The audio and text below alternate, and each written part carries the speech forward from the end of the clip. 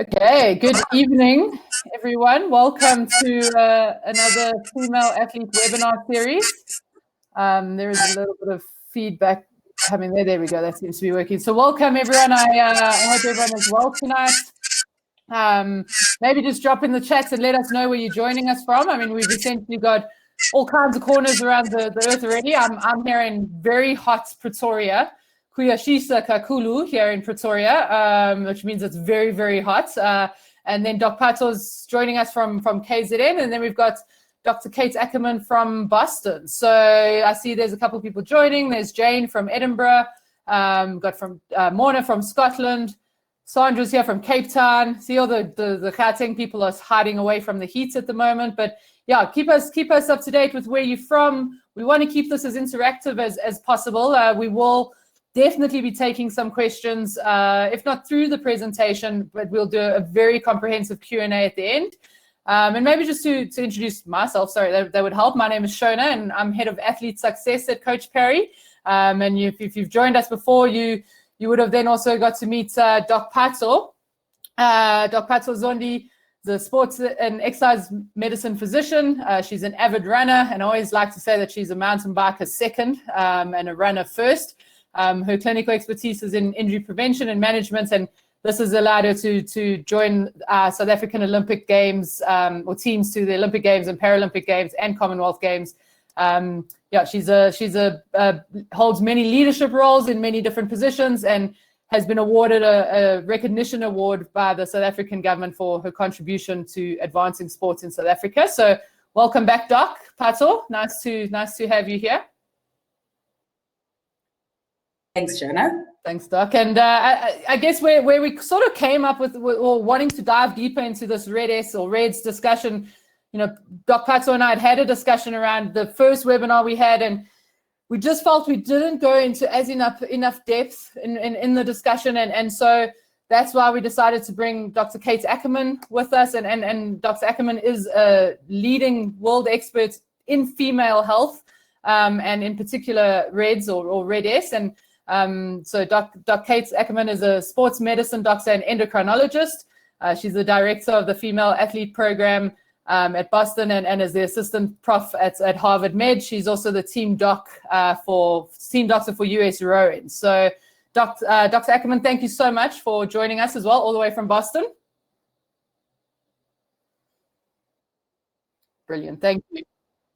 Yeah, I know you're in between patients and children and all of the above between the two of you. And so this is, we're really, really lucky to have you. So, and I know you're not a stranger to presenting in South Africa. And so, yeah, we're very, very honored to have you here. So, and again, I think the focus of tonight, and I don't want to do too much talking because it's really about the two docs who are going to take us through this. There is going to be a little bit of science. And so I'm going to ask you guys to hang on with us. And part of that reason is that we really want to empower women and female athletes to start understanding their bodies and their training and really get the most out of that. So Doc Ackerman is going to do a little bit of a presentation. We'll take a few questions through that, but we'll definitely take a couple after hers. And then Doc Phatho's got a couple of the questions that came up in the last webinar, and we're going to just dive quite deep into those. So keep the questions coming. We've got Brad in the background. He's flagging those for us. And so we will pull those up, and we want to keep it as interactive as possible. So there's a slide just explaining everyone. I should have put that up when I was introducing everyone, but we're getting along here nicely. So what I'm going to do is I'm going to hand over to Doc Kate. If I can, yeah, there we go. You are good to go. And yeah, really, really excited to learn a little bit more about this relative energy deficiency in sports. So thank you, Doc Kate, for taking it away. Okay, so let me see if I can control my slides here. I'm trying to collect. Do I just hit enter or do I do the down arrow? The click should do it. Oh, wait, here we go. There we go. Okay, I'm back. So basically, we're just going to start with the history lesson here. And when we talk about relative energy deficiency in sport, it's really based off of some work that was done a long time ago in the 80s and the early 90s. And in the early 90s, the American College of Sports Medicine got a working group together because they noticed that there was this combination of things happening in women. A lot of female athletes were getting eating disorders or were under fueling, and then they were losing their menstrual cycle, and then they were breaking bones and getting diagnosed with osteoporosis. So this original working group came up with a term for that and called that the female athlete triad, tying in eating and menstrual function and bone. And so by 1997, they came up with a position statement about the triad. It was originally just that extreme components over to that bottom left-hand corner. And then by 2007, they said, you know, most athletes aren't really all the way over to the left. A lot of them are on a continuum, and they might have some subclinical menstrual dysfunction, or they might have some disordered eating, but not of a full eating disorder, or they might just not be fueling enough for their sport. And so we want to catch athletes on this continuum before they go all the way over to the left. And it may be that they're just starting to have these issues and not all three of them are coming out yet. So in an ideal world, our weight-bearing athletes would be up in that top corner of that spectrum, where they have optimal energy availability, their bone density is better than a non-athlete's, and they have normal menstrual cycles. Okay, there we go. So by 2014, the International Olympic Committee decided to update that concept of female athlete triad and said, yes, there's definitely a triad. We see that in women, but there are also other health and performance consequences. And we can also see that relative energy deficiency happens in men as well. So their triad update in 2014 described this concept of relative energy deficiency in sport, RED-S or RED-S. And then in 2018, there was another update about that position statement. So when we talk about RED-S, we're talking about the different health consequences and performance consequences. And there are these two spoken wheel diagrams, and you can see in the health consequences diagram, you still have the triad, you still have this low energy availability, menstrual function, and bone. But then as you go around this diagram, you get endocrine dysfunction, you get changes in metabolism, you get changes in the hematologic system, you can have effects on growth and development. There can be psychological issues where psychological effects happen to affect energy availability, and low energy availability can also affect an athlete's psyche. There are cardiovascular effects, GI issues, and immunologic dysfunction. And then when you go over to the performance effects, this is one part of RED-S that I find very helpful with my patients, because a lot of my athletes don't want to be thinking about their hematologic system or if they're going to get osteoporosis later, but they want to know how they're going to perform and if energy availability has an effect there. So if you start up in the right corner, again, here you have increased injury risk, a decreased training response, impaired judgment, decreased coordination, decreased concentration, irritability, depression, decreased glycogen stores, decreased muscle strength, and decreased endurance performance. So here you have athletes who are working really hard, sometimes training 2 or 3 times a day. And if they're not fueling enough, they're not getting what they need out of their training, and they're going to get injured, and they're actually going to get slower. So a lot of this is based on some work that was done a long time ago by Ann Laux, who was at the Ohio State University. And she looked at recreational adult women, and she determined this cutoff for energy availability. So energy availability is defined as the dietary energy intake, so how much an athlete is eating, minus their exercise energy expenditure, so how much they're burning when they go exercise, and then normalized to fat-free mass. And that part of the equation can be hard, but you can determine fat-free mass, for example, by a DEXA or a bone density scan, where you can determine bone and muscle and take away the fat component. So let's say you have an athlete who eats 2,000 calories a day. She goes for a run, she burns off 600 calories. Her fat-free mass is 51 kilos. Her energy availability would then be 27.5 kilocalories per kg of fat-free mass per day. So what Dr. Laux and others found was that 30 seemed to be a bit of a magic number for some people. So below 30 kilocalories per kg of fat-free mass per day, there was often a change in hormone levels, a change in menstrual function. But as we've done more work since then, we realized that 30 isn't a magic number for everybody, and that actually maybe 45 may be ideal for a lot of people, particularly adolescents. But this is really an individual number. So some people won't lose their cycle below 30. Some people can get away with having an energy availability of 28, whereas other people need to have an energy availability of 45. But there is likely a sweet spot for a lot of people. And so when we talk about low energy availability, we have to be aware that there's eating disorders like we see in the DSM-5 or a psychological diagnosis book. And that's really abnormal eating behaviors, an irrational fear of gaining weight, false beliefs about eating, weight, and shape. But then there's disordered eating behaviors, and that can just be a lot of different things that we can see in athletes. So people who fast, people who are taking different diuretics, people who are skipping meals, people who might binge and purge or don't really fit the full diagnosis. And we know that the prevalence of disordered eating and eating disorders is higher among athletes than non-athletes. The risk is higher in females than males, and there's a higher risk among athletes in leanness sports. So things where someone might have to weigh in, or sports where people have an aesthetic component. And we know that eating disorders can be a deviant overconformity to the sport ethic. So what's the sport ethic? An athlete makes sacrifices for the game. The athlete strives for distinction, accepts risks and plays through pain, and accepts no limits in the pursuit of possibilities. So these are people with A personalities who are really driven, really motivated, and you can see how an eating disorder could become an overconformity to that. So what's the prevalence of low energy availability or eating disorders? Well, it depends how it's asked and who you're asking. So somewhere between 15 to 62% of female high school and collegiate athletes have disordered eating. So when these studies were done, sometimes it was a self-report, sometimes it was straight up, just raise your hand if you've had disordered eating. Obviously, people are not going to self-report as much in that consideration. It depends what questionnaire was used and who was doing the questioning. Was it a coach? Was it a therapist? Was it truly, truly private? So we did a study in our clinic, and we basically surveyed 1,000 female athletes who came in for various issues.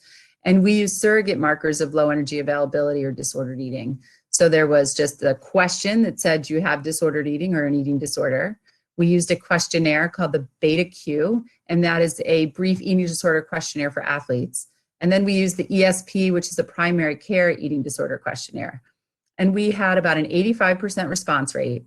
And you can see from the Venn diagram over on the right that it does depend how you ask people, because they have different ways of communicating and they might answer differently. So people that answered yes to all three of those things, you can see it was only 68 of our 1,000 patients.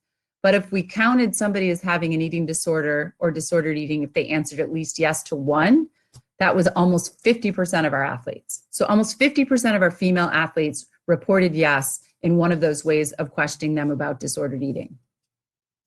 So we know that this is a significant problem.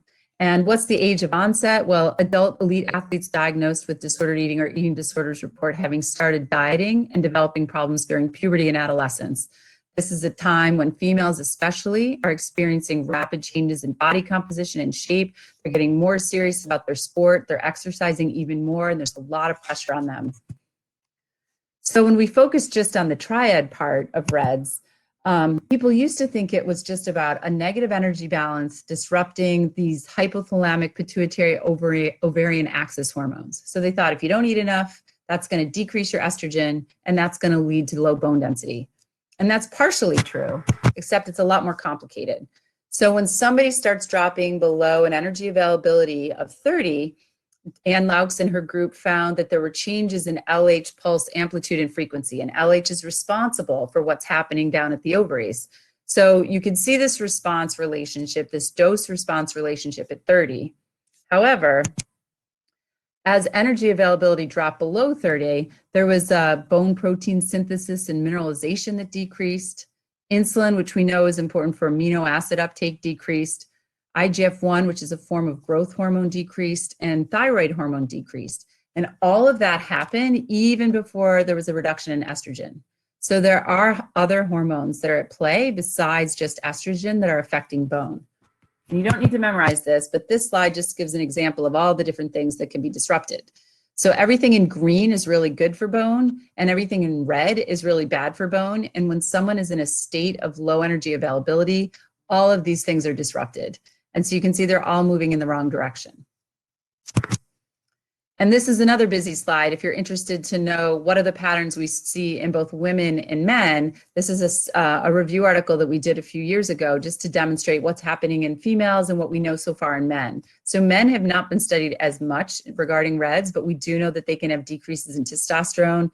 They also have a decrease in their metabolic rate. They also have a decrease in leptin like women do. Oxytocin and insulin move in the same direction as they do in women.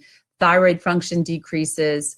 And while IGF-1 goes down, growth hormone actually goes up. And the reason for that is there's more growth hormone resistance. So it doesn't work as well. It's not as effective at the tissues.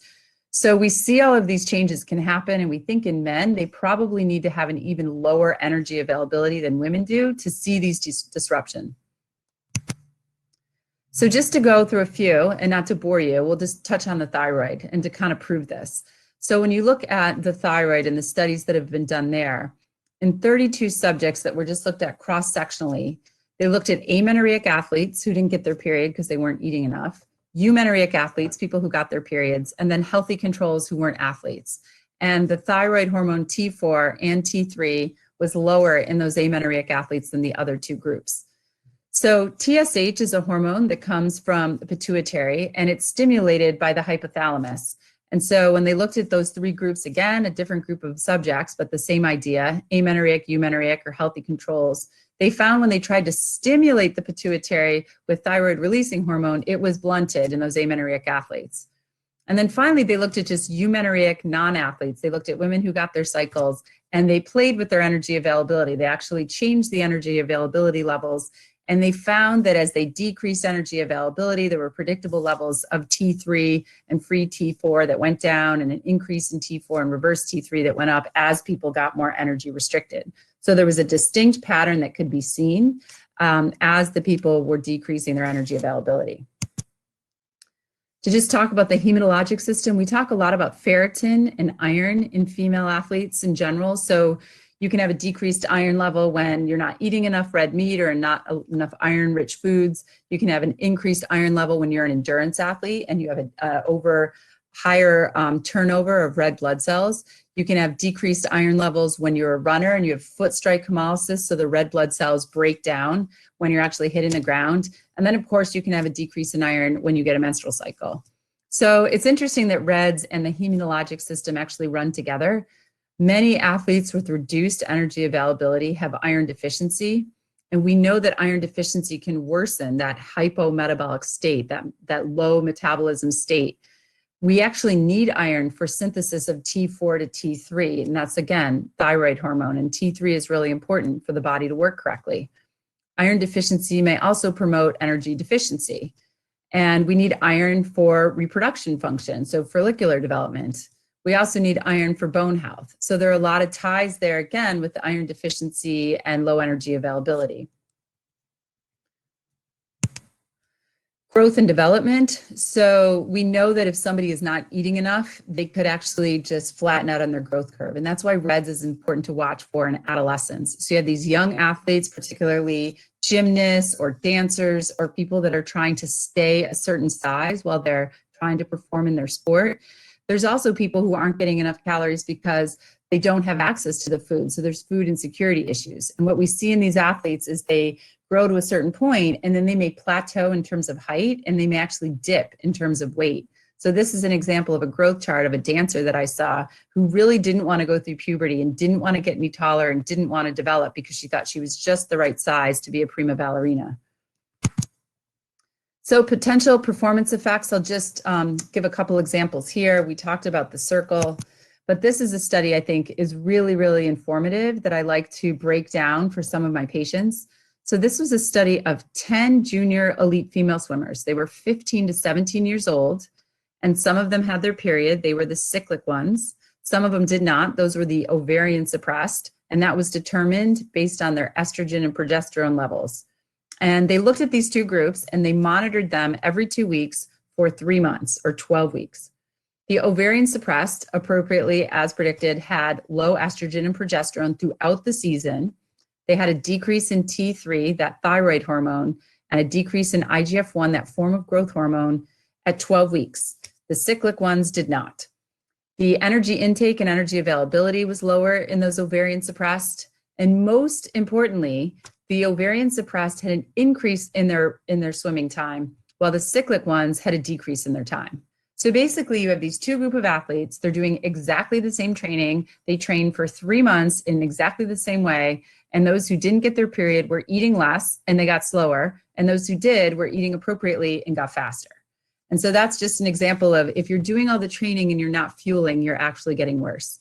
When we asked our athletes, those that we surveyed, we found that there was a 1.5 times greater odds of decreased endurance performance in those in the low energy availability group versus the adequate energy availability group.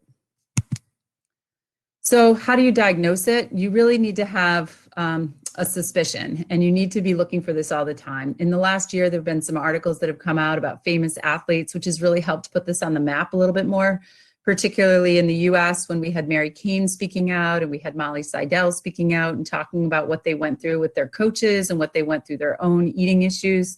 So as a coach or as an athlete, you want to suspect that there might be low energy availability if there's menstrual dysfunction, if there's some disordered eating patterns that you're noticing, if somebody's had weight loss or a low BMI to begin with, change in mood, change in performance, if you can notice a delay in developmental sexual characteristics. So if you've got an adolescent who's just plateauing and not really going through puberty, and then of course an injury. So stress fracture or another bone injury is certainly a red flag. Workup, that could be a whole other talk, but basically this is where it takes a lot of different people helping with this. So getting a dietary history, working with a sports dietitian, finding out about the training plan. I often have athletes who have a high school coach, but then they also are doing extra training, or somebody that just doesn't have confidence in their training plan is just doing extra workouts on their own. Do they have other medical conditions? Is there a family history of eating disorders or other things that should be red flags? Has this person ever gone through menarche? Did they get their period by the age of 15? What other stresses are going on in their life? Are they on any medications? And then there are a lot of labs and different tests that we can do and cardiac testing that we can do just to see how safe the athlete is to be competing or participating while we're trying to improve the energy issues. So I would say as a medical professional, we can often spot it. I have people come and see me all week long, and I can see an athlete as they're coming in the door to almost know what's going on. You know, sometimes we're wrong, but we can have this sneaking suspicion. But what I really need to do is convince my patient that this is important and this is actually going to affect them long-term and short-term.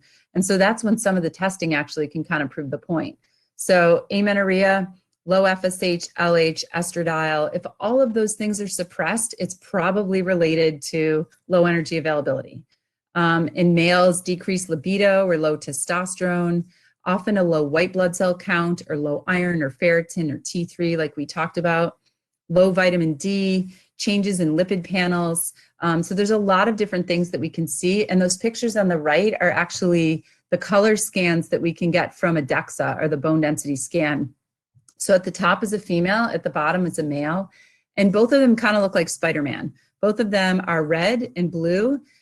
Fat is yellow, and you can see that there is very little fat on that person. So we have athletes coming in and they tell me, well, you know, my body composition is fine. I look like a typical runner.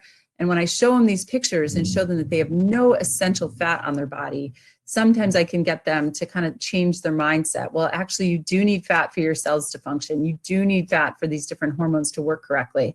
And so I can use that body composition from the DEXA sometimes. The treatment, as I said, is really interdisciplinary. You want to have a really understanding coach. You might need a support group. An exercise physiologist can come in handy, but the basic treatment really needs to be a physician and a dietitian and often a therapist. And then everything on top of that is fantastic. The more people you can get involved in the treatment, the better. I think there are a lot of future directions we need to go with RED-S. We need more studies of the other health and performance effects in both females and males. We need more studies determining the efficacy of the return to play protocols, who should be participating when you're trying to get them better, how much training load can you give them, different treatment approaches for eating disorders and disordered eating. So should someone have complete exercise restriction, or should we just decrease the exercise while increasing the calories? I tend to use an approach of, if the person is starting off not medically unstable and they seem to be compliant and taking direction and making good progress, then I don't want to take exercise completely away. I want them to be able to participate. And then psychotherapy early is typically helpful. A lot of times people are developing eating disorders and disordered eating for a variety of reasons. And so getting some sort of therapy, whether it's cognitive behavioral therapy or family-based treatment or whatever it is, can be very helpful as part of this. We still need to do more definitive hormonal studies. We need to be looking at further research of energy deficiency in different types of athletes, and certainly more awareness and preventive programs. So that is all I have. And now I think Dr. Zondi is going to give us a talk as well. Thank you. Excuse me. Sorry. Thanks, Dr. Ackerman. maybe, I mean, there are 1 or 2 questions coming through, which are awesome, but I know Doc Phatho is going to dive into particularly around menopause. And so, but maybe just from one aspect, because I mean, that was very science heavy, and I mean, I love that as a sports scientist. But we put up a poll here, and so just saying on average, how much time do you spend a week training? So that's everyone who's on the webinar, and I mean, for the most part, 57% looks like they train from 5 to 8 hours a week. And so I guess a practical question would be aside from those few symptoms or ideas that you put up, but would someone have an idea that they are reaching into sort of low energy availability and picking up those risks? I think maybe if we can just emphasize some of those symptoms that you had mentioned there previously. Yeah, so I think the volume of training that the majority of people are responding with, I think is fine. 5 to 8 hours is completely reasonable and healthy. It's really, if you feel like you're exhausted before your next workout, if you're not giving yourself good recovery time, if you're not coming up with variability to your training, is it all super high intensity all the time? Do you take a day off every week? Things like that are just kind of a starting point. And then I can't emphasize enough the importance of working or at least meeting once with a dietitian to see if you're kind of hitting the mark. If you're in a premenopausal age range, you should be getting a period every month if you're not on birth control. And so if your periods are becoming irregular, that's a major sign. And if you're feeling just a lot different or more dragging after workouts and you're not feeling that recovery, then that's also a really good sign.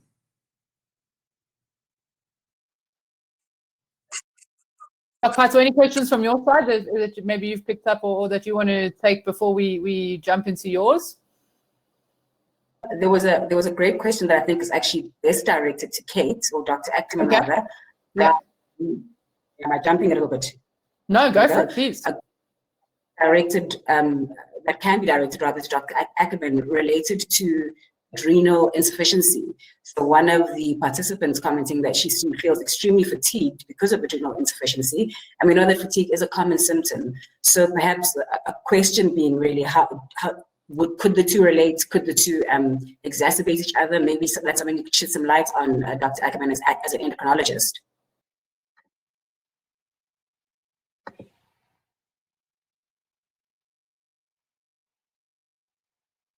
We can hear you. Oops, I can't hear. Did you hear Dr. Phatho's question? No, I couldn't hear anything. I could see your. Okay. Just really quick, go ahead. A question from one of the guests on the show today, asking about, or rather commenting that she has adrenal insufficiency that makes her feel very fatigued, which we know is one of the common symptoms, but perhaps just to ask if there's any relationship. I don't know why we seem to have, she's lost her sound, or she can't hear us, which is weird. I can hear you. I can't hear Phatho. Okay.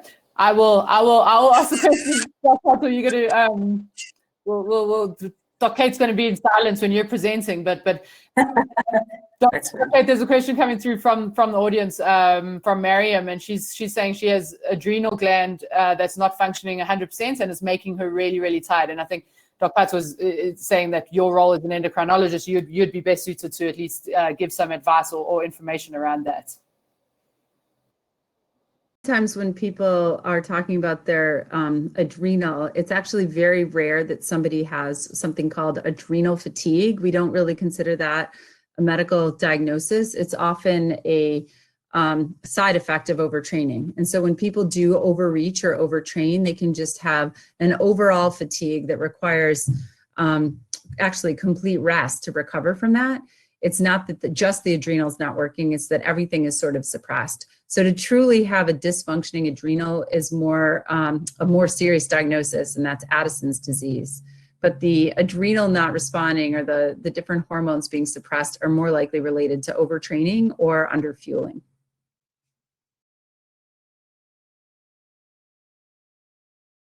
I can pick it up from here. Shona, just to confirm if you can hear me. Still not here, Phatho. No, okay. Right. I'm sure she's heard you speak a couple times, so I'm going to pop up your slides and get you good to go. How's that, Doc? Phatho? Perfect. That's perfect my side, and I'm assuming that the participants can also hear as yeah, I hope so. Maybe just let us know. next. Let us know if you can't hear Doc Phatho, please, and we can just check that out. It looks like the participants can. Yeah, it looks like the participants can hear you. So I'm not 100% sure. Perfect. Doc Kate, I'll get you back online now. Okay, Doc, if you want to. Okay, that's perfect. Let's take it away. So thanks very much, Kate, and thanks, Shona. Now we started this webinar series on female athletes, about 3 weeks ago with the Coach Parry team. And what I would like to do now, as Shona mentioned at the beginning of our evening, is I'd like to pick up on a few questions that have come up or that we've received throughout the series that are specific to the topic of RED-S. Now, Dr. Ackerman might have addressed some of the elements that I'll refer to when I answer these questions, but the following slides really are just going to provide some clarity on some key themes that often cause confusion if they are left unanswered. So first up, we asked the following question. We asked in tonight's poll, has your period ever stopped for more than 3 consecutive months for any reason other than pregnancy? And when I last checked this poll, there were about 30% of you, or 28%, it was just under 30%, essentially answered yes, it has. So I guess the next question goes, all right, if you were one of these women who fall into the category that answered yes, the question would be, should I be worried? Or if you're a parent or a coach of a female athlete who reports to you that they've missed their period or are getting irregular periods, you may be asking, is RED-S or RED-S the only reason my child or athlete could be experiencing irregularities or menstrual irregularities? And so I just want to take you through some of the causes of amenorrhea, which is missed periods, so that we can start to address this question.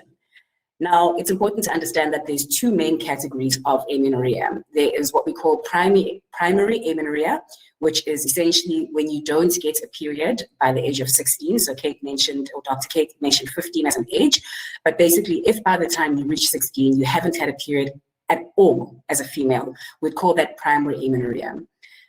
There are a number of causes for primary amenorrhea. Usually it's genetic or anatomical abnormalities and genetic sort of conditions like what we call gonadal dysgenesis. There may be certain chromosomal disorders like Turner syndrome. Many South Africans will have heard of DSD with the controversy with the World Athletics or IAAF right now. And of course, PCOS, so polycystic ovarian syndrome, is also a cause of primary amenorrhea. Secondary amenorrhea is the second category of amenorrhea that we refer to, and that's particularly what we mention in the context of RED-S. So secondary amenorrhea occurs when a woman who has had a normal menstrual cycle stops getting a period for a period of 3 months or longer. And so this is the context in which I asked this question. Have you ever stopped getting a period for 3 months or longer? The reason being really, there's again a number of reasons that you might get secondary amenorrhea. In other words, that your period might stop or might become irregular. But if you skip your period for 3 cycles, that becomes a clinical indication for working up, all right? So again, a number of reasons that you could get secondary amenorrhea. Firstly, natural reasons, right? Natural reasons that shouldn't be a cause of alarm. So pregnancy, and this is why I said outside of pregnancy. Before pregnant, obviously you'll skip your period for 9 months, and possibly longer than that after pregnancy, of course, if you're breastfeeding. And another one that we spoke about in great detail last week was menopause. So we know that obviously when you enter perimenopause, your period becomes irregular, and then postmenopause, that's when you lose your period for 12 months and then you stop getting a period altogether. These are natural reasons, no reason for concern, unless of course you weren't planning on falling pregnant. But certainly no reason for any further workup. Then the other category of causes that I'd call, when I say not natural, let's call it clinical reasons or medical reasons that one might then secondary amenorrhea. And these then reasons may or may not warrant treatment. So hormonal imbalances that are caused by thyroid disease, that are caused by changes to estrogen and testosterone, or pituitary gland illnesses or cancers. Using birth control, we asked the question, how many of you are on birth control? And I just want to see again what the answer, Shona, do you have a quick answer to that poll for me? So we asked the question, how many of you are on birth control? And we got an answer of,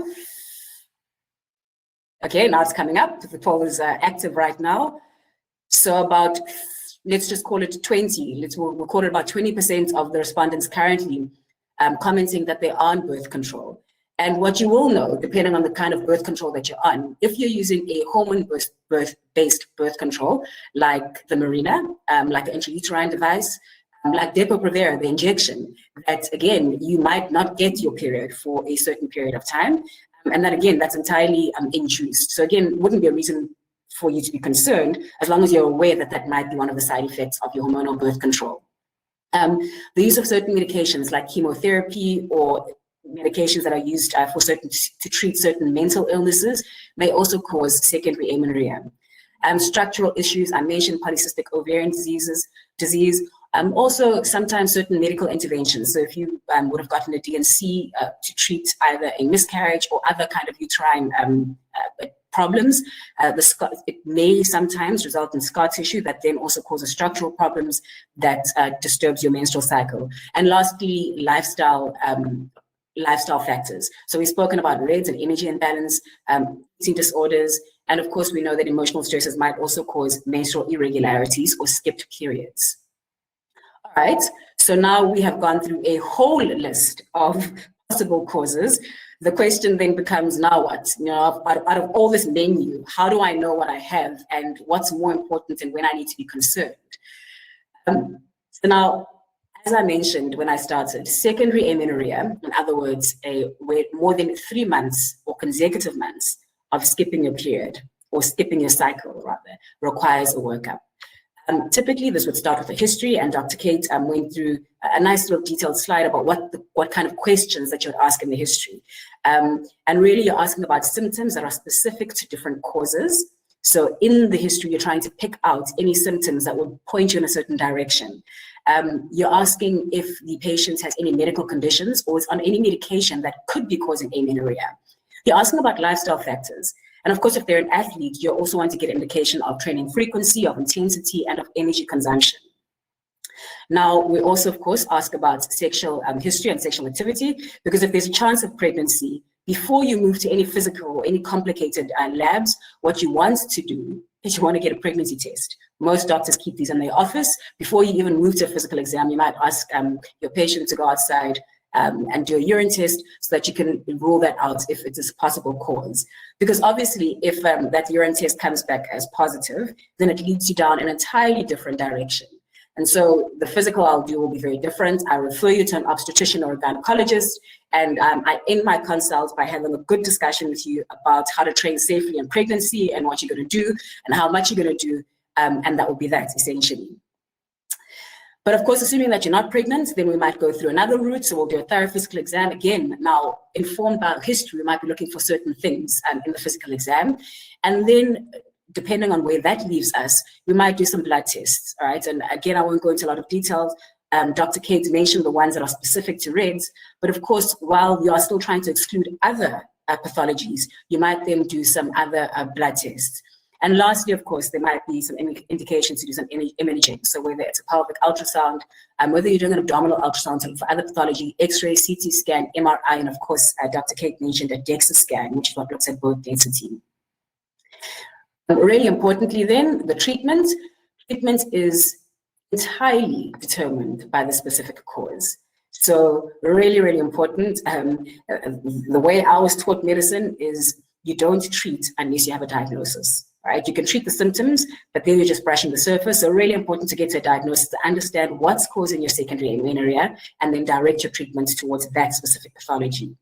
Also, it's important to have treatment goals, right? So your goals might be to relieve the symptoms of hormonal imbalance. It might be to establish menstruation. It might be to prevent complications, or it might be to achieve fertility. So understanding the treatment goals will also help direct treatment and perhaps specific interventions or speed of intervention. Now, another comment that came up in the series that was related to this, a lady mentions that she only started menstruating at the age of 30 years old. She currently gets 3 periods a year. She does have a child, but she's also had 2 miscarriages, and she currently has a stress fracture. This came up after, I think, last week's conversation. She consulted a GP, and she was advised to start the pill. I want to emphasize again that if you're a female and you previously were getting a regular menstrual cycle, if you skip your period for 3 months, you need a workup. Secondly, if you're a female and you haven't started menstruating by the age of 16, again, you need a workup. You need to understand why you have primary amenorrhea. So the lady who posted the comments, I'm hoping she obviously would have gotten a workup before the age of 30. And certainly as she then started to get these menstrual irregularities, that should have been something that leads her to, again, go consult and get a workup. And she did. She went to a GP. But sadly, this approach is not uncommon, right? Because symptoms of RED-S are menstrual dysfunction, and some physicians do then recommend a oral contraception because the pill will regulate the menstrual cycle. But, and this becomes really important, if the underlying cause of the menstrual disorder is energy imbalance, then using pills to regulate your cycle without making changes to the training load, without making changes to diet, without making changes to behavior, it will just mask the problem. And it will delay treatment, or the appropriate treatment rather, right? So all the complications that were mentioned, the mood disorders, the bone density issues, the other physiological, the cardiovascular risk, the hematological issues, that will still carry on. Because what the pill does essentially is you get a withdrawal bleed when you take that placebo. And so it's not your hormonal homeostasis, your physiological balance that's resulting in you getting your period. It's really just a withdrawal bleed, and it's a fake period, if I can call it that. So really important. The next really good question from Nicola, before I move on from this particular topic, the next really good question from Nicola, who joined our first webinar, she said, in fact, let me just move on with this one. Nicola then asks, can you have RED-S and continue to have your menstrual cycle? Which is a really, really great question, because with all this talk about amenorrhea, you very well may be excused for thinking that if you still have a period, then you're in the clear, all right? And the reality is you're not necessarily in the clear. And in fact, you could still have a period, but you could be showing the other symptoms of RED-S. And I think Dr. Kate did allude to this a little bit. Usually as a female, by the time that you are experiencing a combination of these symptoms, and so again, we spoke about disordered eating, fatigue, hair loss, the cold hands and feet because of what the lack of estrogen does to your cardiovascular system, and a lack of vasodilation, dry skin, your weight loss, recurrent injuries or prolonged healing time from injuries. By the time you're experiencing a combination of these symptoms, usually as a female, you would have some kind of menstrual disturbances. It might not be a frank amenorrhea, so that you're not getting your period at all, but it might be subtle. So you might be getting a delayed period, you might be getting spotting, you might be getting shorter periods, or you might skip your periods. Again, you might still get your period. Why? Because you're on the pill. And if you're on the pill, as I said, when you hit that 7-day placebo, you just get a withdrawal bleed, right? So really important to know that you still might get your period. And then, of course, let's not forget that energy imbalance does also occur in men. And so I know we're speaking about females right now, but if we just focus on the period and ignore every other symptom and all the other signs, then we may miss this important diagnosis. So just to emphasize, can you have RED-S and continue to have your menstrual cycle? The short answer is yes. And I think that's the purpose of this webinar, is that yes, for females, often one of the early signs, one of the signs is menstrual irregularities or disturbances, and absolutely an absence of a period. But it's really important that you also know and are aware of some of the other symptoms, so that you can have an increased sense or heightened awareness, and again, direct your queries and your concerns to your doctor so that they can look at the full picture. I think Dr. Ackerman, the first slide she showed that there's the one extreme, and then there's a continuum. So I think it's important for us to be aware of what can happen on the continuum of the symptoms so that we can flag it early. Next question, and it's come up again today in today's webinar, can RED-S affect menopause? Now, Shona, there's going to be a time here that I'm going to ask you to bring Dr. Ackerman into this question, because this is a fantastic question. I think it was asked by 2 different people in the previous webinars, and I know the question came up again. Tracy asked, will RED-S affect her after surgical menopause? And I know that, yep, and Nikki also asking, how would you tell the difference between amenorrhea due to RED-S or menopause? So really, really excellent questions. The fact though is, because the female athlete is relatively understudied, I think Dr. Kate mentioned that this research essentially started in about the 1970s or 80s, but because the female athlete is relatively understudied, I actually couldn't find any articles that speak to this particular. So in other words, the interaction between RED-S and menopause. And I will pull in Dr. Kate because she's certainly has got a significantly greater amount of experience, especially in the research aspects that I do in this particular age. Well, let me. I'm going to draw on logic. Okay, no, that's fine. I was going to say, because I'm the only one who can speak to Kate in this little three-way that's going on yet. So let me know when you want me to bring her in. And maybe if Kate can hear me, because I tried to send her a message. So let me draw my Doc, I was just say, Doc Kate, if you try log in and out, it might be a connectivity issue on your side. So maybe just try that, and then we'll pull you in to answer this question as well then.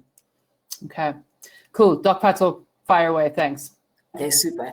So really great question.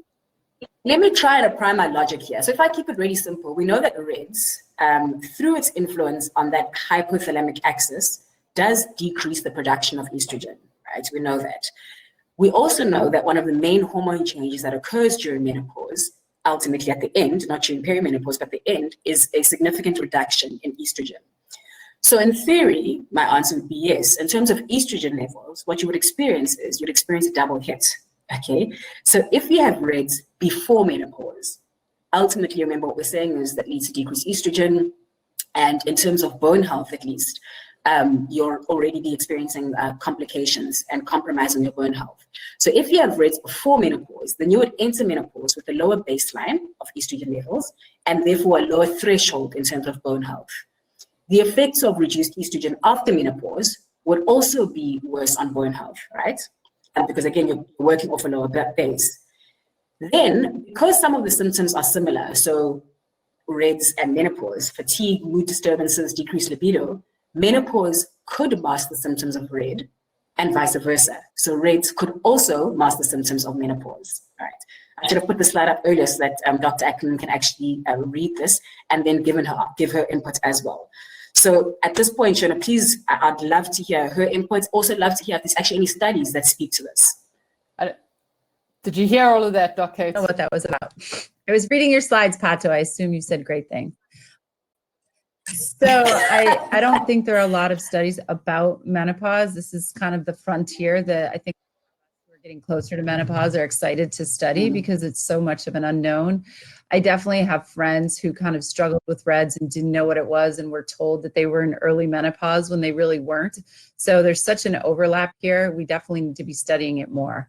But just looking at the different chats over at the side, somebody asked if people can be underweight and still running well. That is one of the things that we see. Often people will be underweight, running well, have RED-S, and not fallen off the cliff yet. And so they haven't had all these health effects. And then they get a little bit older and they start getting injured and then they lose their cycle. And people start telling them it's other things like, oh, it's just you're a runner. Or, oh, it's because you're getting closer to menopause. And so it can be misdiagnosed a lot. Fantastic. So again, I think the emphasis really being that clearly an area that's understudied, a lot of opportunity for research. And that's why you have people like Kate in this field. You have, in fact, myself, who's now delving into this from a South African level because we've got nothing, no research coming out of South Africa from this. So I guess really exciting in that we're going to learn more in the near future. But unfortunately, we can only draw on logic in answering that question. Then the final question, I think, before we actually take some real-time questions from today, final question was, if estrogen is so important in the context of normal physiological function and both bone health, shouldn't we all just be taking hormone therapy? That was a question following last week's conversation on menopause. So in the past, we know that hormone therapy was widely used to relieve symptoms of menopause, specifically hot flashes, the night sweats, the vaginal discomfort. And the use of hormone therapy is also indicated for conditions like premature ovarian failure, primary ovarian insufficiency, which causes early menopause. So that's surgical menopause, that somebody mentioned earlier, I think having had a hysterectomy and a double oophorectomy or removing both ovaries. So oftentimes, especially if this happens quite early, so in your 30s or 40s or even younger, then that might be a clinical indication for using some hormone therapy. And the other reason, of course, is usually to prevent osteoporosis. But it's really important to note that there are risks of hormone therapy. And the risk depends on the type of hormone that you use, the dose that you use, and how long the medication is taken. It's also really important to consider a person's individual health risk. So the answer is not simply that everybody should be taking hormone therapy. Rather, if it's clinically indicated, then you and your doctor should weigh up the risks, the benefits, the alternatives to treat those symptoms or those complications that you're trying to manage, and then make a decision that is based on the collective discussion. So Shona, I think I just want to end by saying that today's key message to everybody listening in on this webinar is just be aware. Be aware of the problem that potentially exists with the RED or energy deficiency and the various signs and symptoms. The purpose of this webinar is certainly not to make the participants paranoid at all, but we know that knowledge is power. So if you're aware of the risk, then A, you can prevent the onset. And if you're aware of the different scope of symptoms, then B, you can get early treatment and prevent complications. Let's leave it from there, Shona, and then perhaps take some questions. We're definitely going to jump into some questions now, but I think that's exactly it. You know, when we did that first webinar about a month ago around, and I think we were so excited to dive into things, but we asked, you know, how many people had even heard of RED-S, you know, and so that's the goal here, is just to start empowering women with this information. So exactly like you say, they can start doing the right things within their training. So I'm going to pull up a couple of questions and I'll direct them, to both of you, or as they come up. So there's a question here from Sharon. Sharon is saying, I had a physical breakdown last year, total exhaustion, all hormones were zero or low, including thyroid. Treated with hormones and thyroid. Was that just RED-S, or was that overtraining, or what was it? And I know that's always difficult to answer without having a history, but maybe Doc Kate, maybe can I direct that one to you, and then Doc Phatho, you can also add in there. There's a lot of crossover in terms of what is RED-S and what is overtraining. That's an area that a lot of people are trying to differentiate. Certainly, if everything was suppressed, taking the foot off the gas is the way to go. Definitely rest and increasing fueling to see how some of those hormones are responding. Having a low estrogen level can be from various things, but there are other hormones that you can check to help determine why Dr. Phatho is saying. So basically, if you have an elevated FSH but a low estrogen, that is menopause. If you have a low FSH and LH and a low estrogen, that is likely RED-S. So to have everything suppressed all at once, that is usually more indicative of a low energy availability state.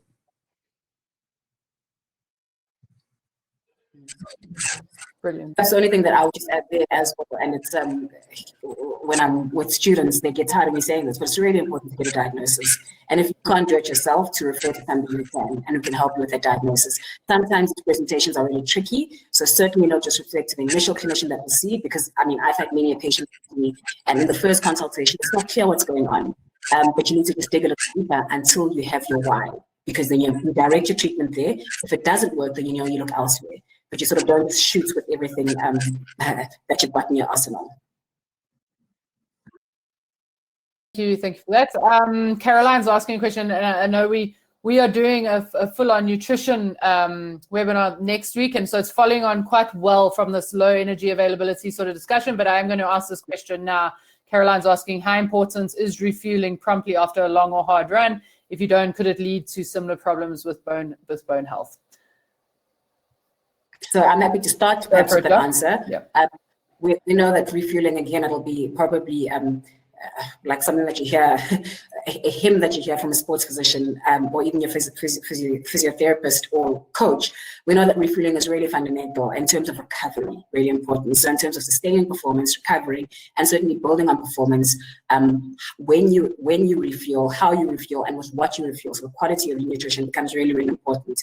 Obviously, that just depends on the intensity and of exercise and training that you did. You go for a nice casual 30-minute walk, you might not need to refuel with the same kind of focus and intensity as if you were running a marathon, because obviously that we know that physiologically the strain that your body went through after a marathon or during a marathon requires a lot more attention post-marathon than it would after a 30-minute walk. So to answer your question, really important. It's important to have the right combination of carbohydrates, protein, electrolytes, and fluids. And usually we say that within 30 minutes or an hour, especially after an intense training session, would be sort of optimal in terms of doing what needs to be done.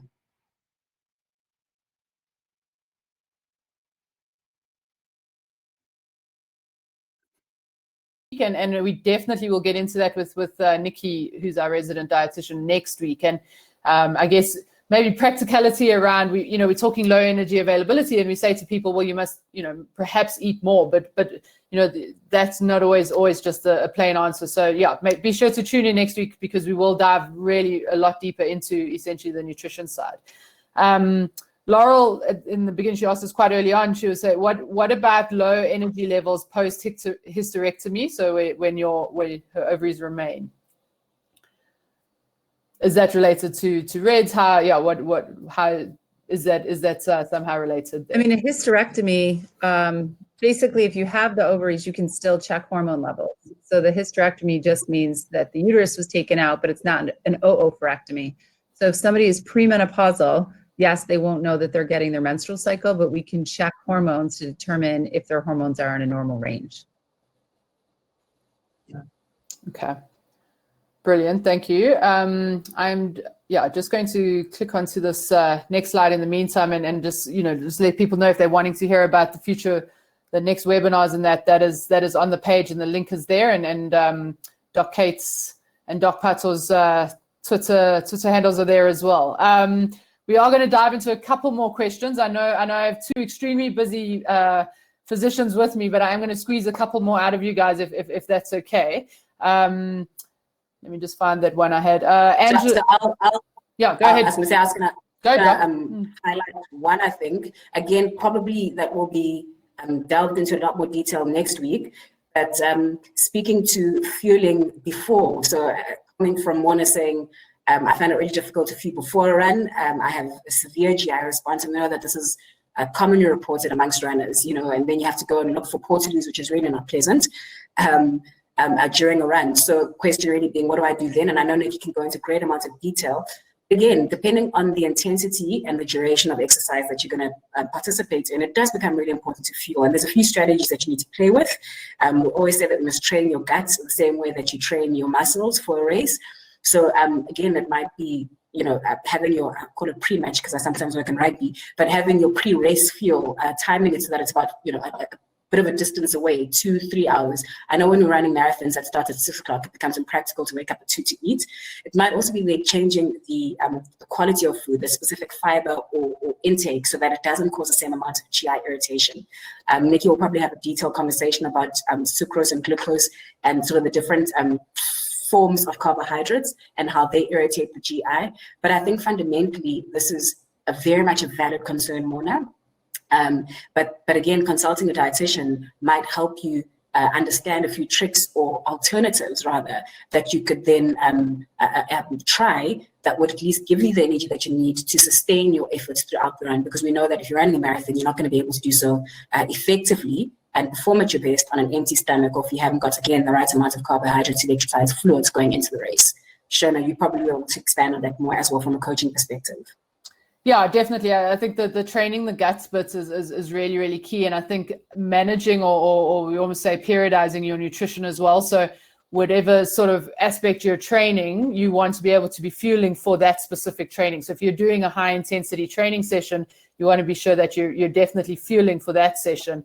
And you can periodize your nutrition according to that, as opposed to, and again, that's about training the gut, making, it's got all to do with the physiology of the running there as well. And so, yeah, definitely. We'll definitely be diving into a lot more of that next week as well.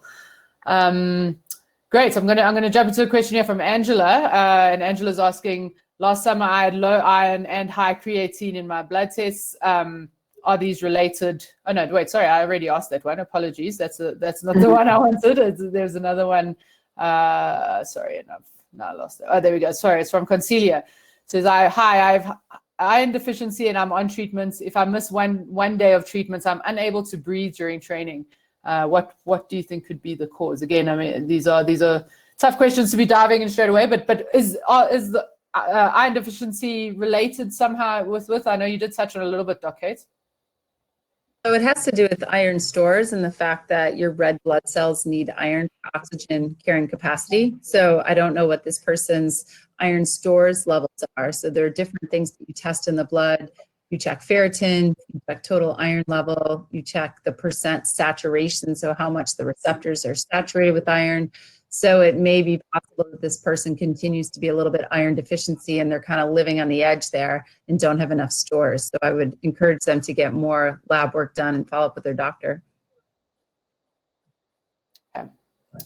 Great stuff. And then this is a great question from Robin, and I know you did touch on it, Doc Kate, but I think it's just so important. Robin's asking, what should we be encouraging our young athletes to do or to eat while in the adolescent phase to improve their bone health and set them up for the future while still maintaining their ideal weight for sports? The statement there is ideal weight for sport. I think we have to get away from this concept of what an ideal weight for sport is. It's really the ideal weight or the optimal weight for that person. And we certainly see people of all different shapes and sizes excelling at sport, and it's what works for them. So it's the problem in saying that this is exactly what you need to look like to be a high level runner. And then you could be surprised. There are people that look much differently, that are much healthier, that are actually doing extremely well. So I think to emphasize skill acquisition and proper habits during adolescence, that's the most important thing, so that we're not forcing people into a small frame and having them lose their menstrual cycle and not accrue their bone density during that really important time of adolescence. So we want them to feel enough that they get their period, they get it every month, they're getting calcium and vitamin D, and they're getting enough calories in that they're able to maintain that through adolescence and adulthood. Dr. Phatho, you want to add on anything there at all? No, I think that Dr. Kate made a really sound point around the ideal weight. And maybe perhaps just to expand then, when we do come, assuming we've taken care of that, when it comes to the different kinds of food, I think where Robin, to make sure I get the question right, Robin raises a really good point, is that you're very correct in saying that it is in the adolescence, sort of up to the age of 30, 28, I should say, that that's when we maximize our bone health. So it really is an important period. Dr. Kate mentioned calcium, vitamin D, and of course, it depends on the diet that you follow. So we know that, dairy products are said to be good in calcium. We know that certain fish, like canned sardines and salmon, are also good in calcium. Certain veggies, the green veggies, kale, turnips, certain cabbages are also really good. Broccoli, good for calcium. Vitamin D, again, available from salmon, mackerel, but it depends on your diet. So I think here's where consulting a dietitian who then understands your dietary preferences, if you're on a specific diet, will then be able to accommodate for that and ensure that you do get the right macro and micronutrients. Yeah. I will have my little 2 cents following on from the two doctors, but what Doc Kate said about this idea of ideal weight, and it drives me absolutely mad when I'm watching track or athletics or any sport for that matter on TV, and that is said, well, she's very strong for her height, or she's very lean, I think we have to be a part of that. That's changing that social construct around the language that we use, in particular when we're referring to female athletes, but it does also happen within a male athlete realm as well. And so I think just that would be one of the things that I'd also focus on with the young athletes, is focusing on just changing that social construct so that it's moving away from this idea of ideal weights, essentially. That was just my last little 2 cents there. Okay, there are 1 or 2 more questions coming in, and so there's 3. I'm gonna ask 3 questions, and then we can call it a night. There's one from Sharon saying, how does digestive problems like IBS affect RED-S, or having a RED-S problem? So I think she's probably getting along the lines of proper nutritional intake. Doc Kate, if I can direct that at you. I think a lot of times it's hard to tease those diagnoses out. So certainly in the anorexia literature or extreme low energy availability, we can see that people actually get irritable bowel, and some people have constipation or even diarrhea that can go hand in hand with restrictive eating patterns. But then as you're trying to get someone to refuel, they can also have some GI issues. So a lot of my patients I share with GI doctors who can help them figure out how to get through that. And then if you have a different kind of inflammatory bowel situation, so if you actually have something like celiac disease or another type of disease that's causing an abnormality in absorption, that's going to possibly lead to RED-S, because people just aren't getting the calories in or the nutrients they need because of that underlying GI process. So it can be tricky, but it requires kind of a multidisciplinary approach. Brilliant, thank you. And then Lesego is asking, Doc Phatho, I can maybe direct this one to you, and Doc H, you can add on as well. Lesego is saying, I had irregular periods around March.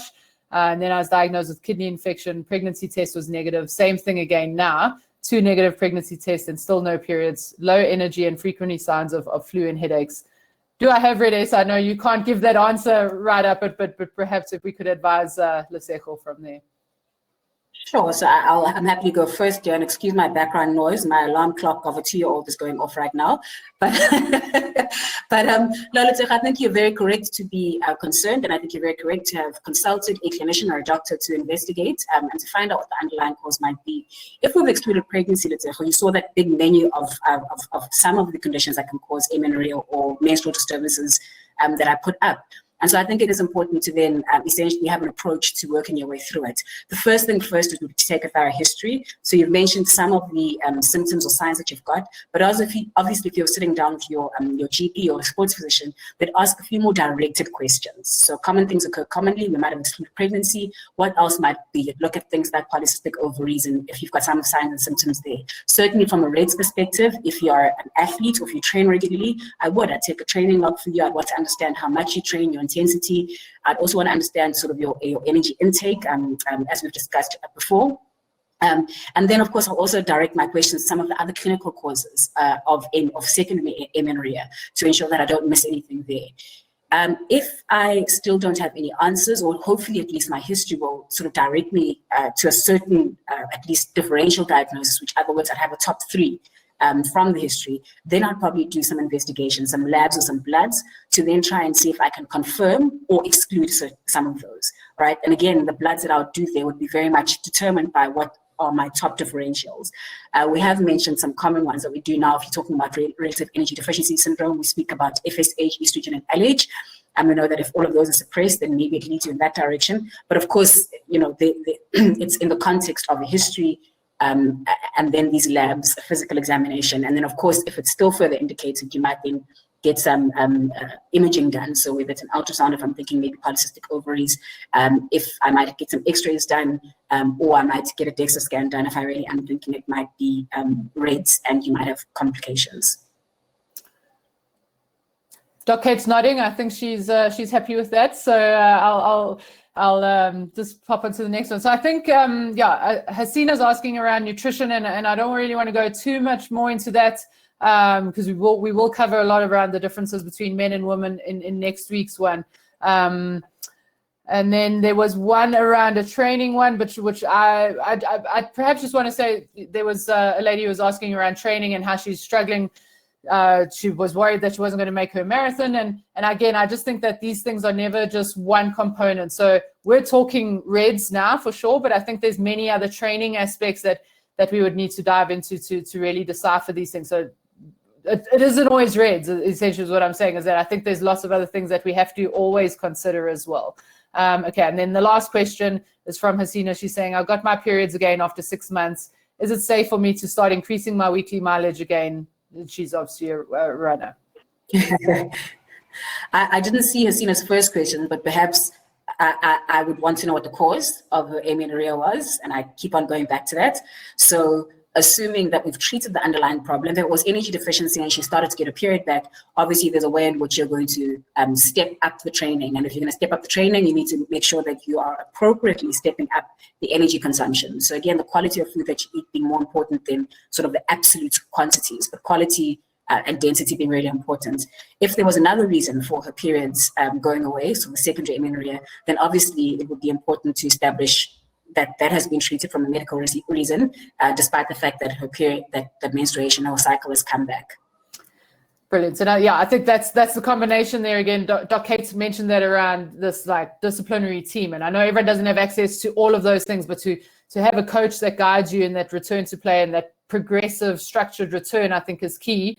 And like you say, mentioned in conjunction or in relation with a nutritionist, and so you're balancing those out. I think that's vital. So, okay, Doc Kate, maybe if I can hand over to you your parting shots or anything you want to leave these Coach Perry runners with. That essentially we bombarded them with a lot of science and information tonight, but yeah, maybe some parting shots from you.